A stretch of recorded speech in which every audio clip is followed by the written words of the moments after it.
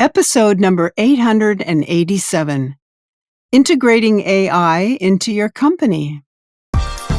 You're listening to the official BNI podcast with BNI founder and Chief Visionary Officer, Dr. Ivan Misner. Stay tuned for networking and referral marketing tips from the man who's been called the father of modern networking, along with suggestions and insights into getting the most from your membership in the world's largest networking organization, BNI.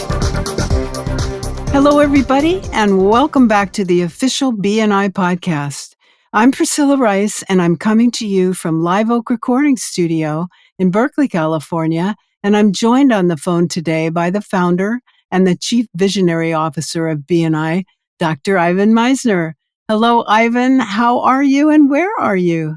I am on vacation in Hawaii, a secret location, and my wife doesn't know that I've slipped away to do this podcast. So let's keep it just between us if we can. Okay, that sounds great.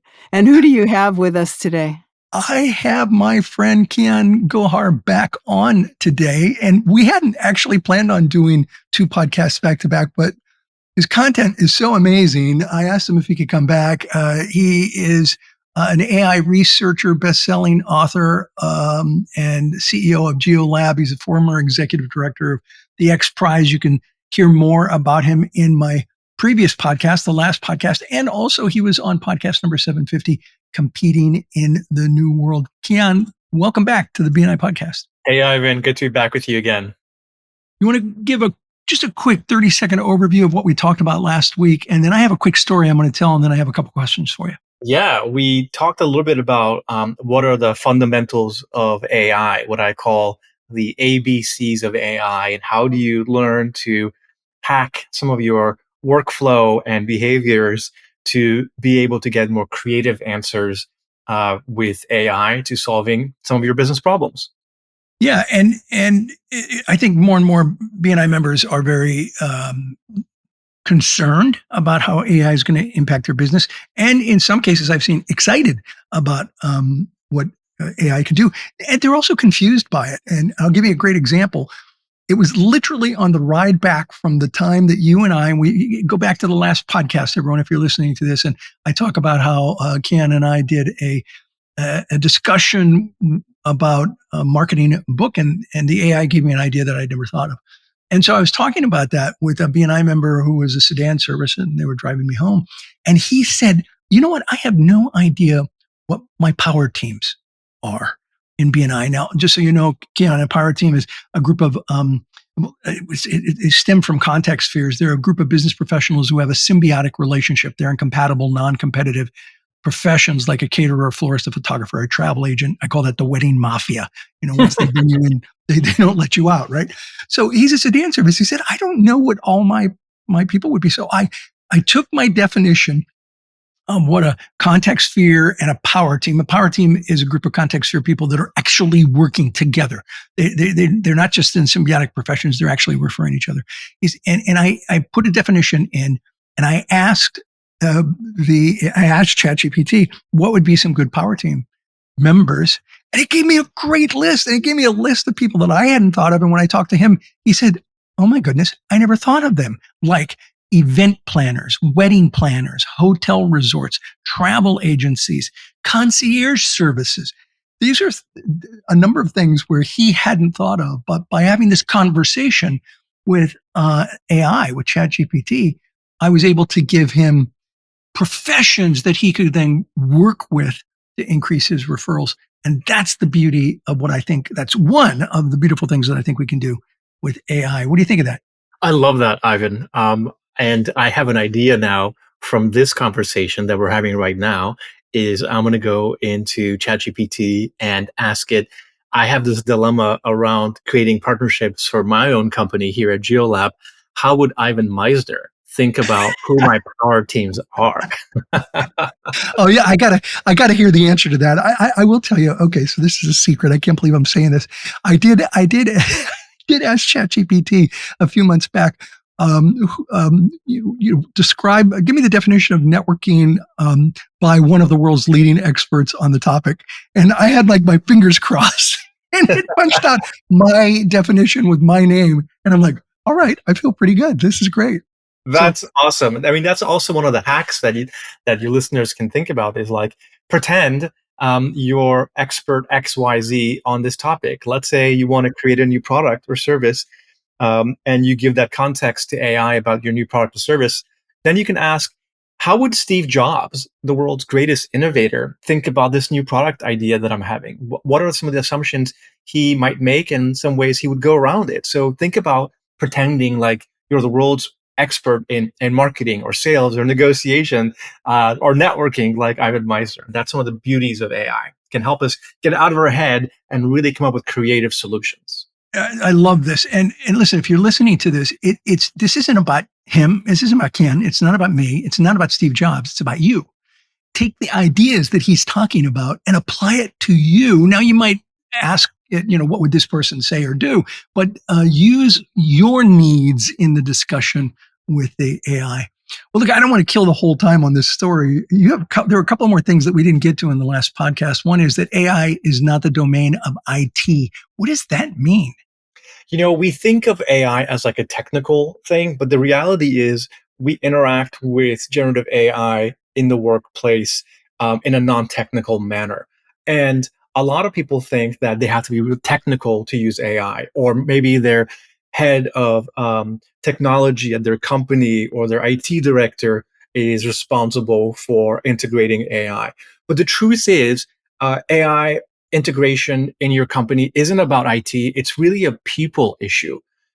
We do not believe that AI will displace human work. However, humans with AI skills will displace humans who don't have AI skills.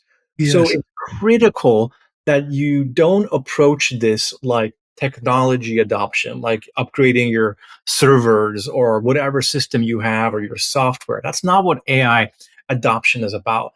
It's about human behavior change. It's a people issue. It's a Mm-hmm. change management issue. How do you think about learning and training your teams, changing their workflow, integrating AI into their work stack? All of this is about humans, and it's critical that your listeners think about who's involved in designing AI experiments and leading that change. And it should be a mix of people, and definitely not just in the domain of IT. Yeah, last week I said that paralegal is in trouble, and I think I misspoke to some extent. I think paralegal without AI implementation is in trouble. I think paralegal will be around, but it'll be the people who understand how to utilize AI that will continue to have a career in paralegal, and I think that that'll end up applying to a lot of professions. Wouldn't you agree? Absolutely. Absolutely. And I think, your listeners are probably thinking, okay, I buy into the top level hypothesis of AI can help me, but really, what can it do for me? Maybe how can it impact my sales, or how could it improve my Yeah. customer service or improve my marketing? There are a bunch of domains that you can apply AI in your company to make it more effective. And there's tons of low hanging productivity gains you can have. One of the things I'd recommend is I want you to think holistically about what use cases you're going to start tackling first. You're not going to make your company AI ready overnight. It's going to be a process. Yeah. So you want to have a change management program in place. And what that means is you, as the leader, want to role model the behavior to your teams that you're using AI as well. So that gives them permission to use it. You want to have some upskilling, training workshops to help your team also understand how AI can be used in different elements. And then you want to pick maybe one or two use cases, narrow it down, and then run a pilot. And then measure the success of that pilot. Have some early adopters on your team who can be AI champions, who can experiment, and then share this feedback in a casual environment, like a lunch and learn, so that Mm. they can help others on the team learn about what they experimented with. And then over time, you'll see that this use case has been integrated, and now you can work on another use case and another use case. I want to just maybe sow this idea for your listeners. we're going to be using AI forever on end in our workplaces. And so we don't need to solve everything urgently in the next 6 months, but I want you to begin and start with one use case. And then within 12 to 18 months, you will have been able to uh, transform a bunch of your functions with AI. And you'll look back on the last 18 months and you'll say, wow, I can't believe I did all that work before without AI. Well, any last thoughts? And while you're thinking about that, I forgot to mention your website on the last podcast. Your website is Learn ABC. That's Learn, Learn, ABC.ai. LearnABC.ai. Any last thoughts before we wrap up? I would just say, have fun with it. When we think about AI, we think, oh my God, it's going to solve some of these business problems. But I would also say start personally and start interacting with it about a personal dilemma or something that you're really curious about, like travel or cooking or reading or whatever. And the reason I suggest this is because I want to get you excited about using AI. And until you get excited about how it can make you more intrigued about something you care about, you're not going to really integrate it into your workflow, because then it'll be like work. So start on a personal level. Find something that you love researching or thinking about or doing, and see how AI can spark your imagination around that topic. And then you'll have an aha and be like, oh, if it can do this, I wonder if it can do that for me at work. So start personal. Kian, my friend, thank you so much for being on 2 episodes back to back. And you are welcome anytime you've got some great ideas on AI. I'd love to have you back. Oh my God, what an honor. Thank you so much, Ivan. All right, over to you, Priscilla. Okay, perfect. That's it for this week. Thank you both so much for the great information. This podcast is sponsored by MeisnerAudioPrograms.com. These audio programs will provide you with the tools and the inspiration to powerfully enhance your BNI experience. So check out the great material that's available to you at MeisnerAudioPrograms.com and use the promo code IVAN50 for 50% off of everything. All of the proceeds go to the BNI Foundation. Thank you so much for listening. This is Priscilla Rice, and we look forward to having you join us again next week for another exciting episode of the official BNI podcast.